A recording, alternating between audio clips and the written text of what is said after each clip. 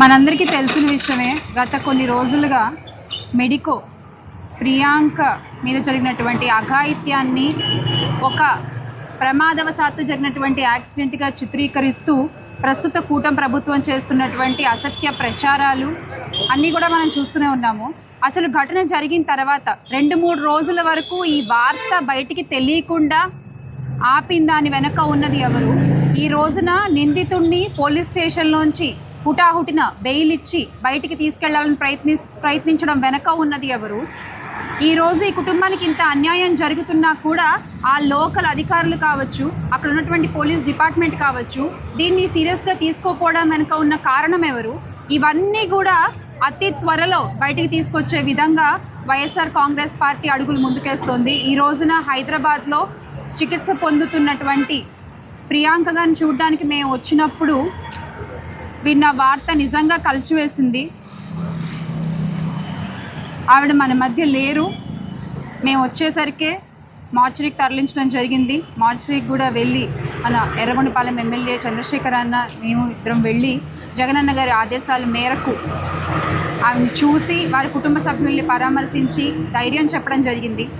అంటే మంచితనానికి మంగళం పాడేసి, నిజాయితీకి నీళ్ళు వదిలేసి, అసలు విలువలని విస్తరాకుల కట్ల విసిరిపారేసేటువంటి ఈ ప్రభుత్వంలో ఒక ఆడపిల్లకి జరిగినటువంటి పట్టాభిషేకం అన్నమాట ఇది. ఇలాగా ఒక ఆడపిల్లని చూసేది మీరు మీ రాజ్యంలో? ఒక మద్యం మత్తులో కావలసుకుని 1కి 2 సార్లు గుద్ది 3వసారి ఆ అమ్మాయి మీద నుంచి కార్ని పోగొట్టినంత విజువల్స్ చాలా క్లియర్గా సీసీటీవీ ఫుటేజ్లో మనకి దొరికిన తర్వాత కూడా సంబంధిత నిందితులకి ఎందుకు శిక్ష పడట్లేదు? ఎవరు వెనకేసుకొస్తున్నారు? వాళ్ళని ఎవరు కొమ్ము కాస్తూ వస్తున్నారు? వాళ్ళ వెనక ఉన్నది ఎవరు? మీ కల్తీ మద్యం తాగే, మీ కల్తీ మద్యం విచ్చల విడుగా అందుబాటులో ఉండడం వల్లనే ఈ రోజు ఈ ఘటన జరిగింది. ఈ రోజు ఆ అమ్మాయి ప్రాణాలు కోల్పోయింది. ఆ తండ్రికి ఎవరు ధైర్యాన్ని ఇస్తారు? ఆ కుటుంబానికి ఎవరు అండగా నిలబడతారు? మద్యపాన ప్రియుల కొట్టావంటూ మాట్లాడినటువంటి పెద్ద మనుషులు ఈ రోజున ఎక్కడున్నారు? వాళ్ళ ఫ్యామిలీలో, వాళ్ళ కుటుంబంలో మొట్టమొదటి డాక్టర్ ఆమె ప్రియాంక గారు. ఈరోజు నా కుటుంబం ఒక ఆడపిల్లని, వాళ్ళ లక్ష్మిని కోల్పోయింది. ఎవరు సమాధానం చెప్తారు? వాళ్ళ తర్వాత 2 ఆడపిల్లలు ఉన్నారు. వాళ్ళకి ఎంత ఎంత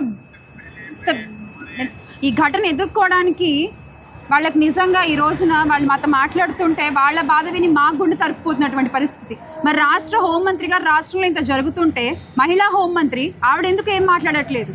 ముఖ్యమంత్రి గారు ఏమయ్యారు? నారా చంద్రబాబు నాయుడు గారు. ముఖ్యమైన మంత్రి గారు నారా లోకేష్ గారు ఏమయ్యారు? ఎవ్వరు కనీసం ఒక్కళ్ళు కూడా వచ్చి ఈ ఇష్యూని అడ్రస్ చేయట్లేదు. ఆ లోకల్ మంత్రులు కావచ్చు, రాజమండ్రిలో ఉన్నటువంటి మంత్రులు కావచ్చు, ఎవ్వరూ పట్టించుకోవట్లేదు. ఒక్క వైఎస్ఆర్ కాంగ్రెస్ పార్టీ ఈ విషయం వెలుగులోకి వచ్చిన దగ్గర నుంచి పోరాడుతూ ఉంది.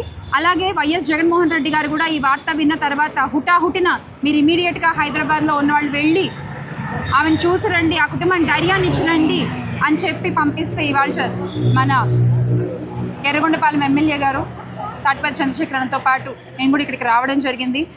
కానీ అప్పటికే జరగాల్సిన నష్టం జరిగిపోయింది. నిందితులకి శిక్ష పడాలి, కుటుంబానికి న్యాయం జరగాలి. అప్పటి వరకు వైఎస్ఆర్ కాంగ్రెస్ పార్టీ పోరాడుతూనే ఉంటుంది, ఎంత దూరమైనా వెళ్తుంది అని ఈ సందర్భంగా మీకు తెలియజేస్తాం. అమ్మ, మీకు జగనన్న ఉన్నారు, సరేనా? మీకు అన్న వచ్చారు. ఈరోజు అన్న ఇక్కడ జరిగిందంతా వెళ్ళి జగనన్నకు చెప్తారు. అన్న మళ్ళీ మిమ్మల్ని పిలిపించుకుని మాట్లాడతారు. అన్న ఏర్పాటు చేస్తారు దానికి కూడా. సో ఖచ్చితంగా న్యాయం జరిగే వరకు పోరాడదాం, సరేనా? అదే కావాలి.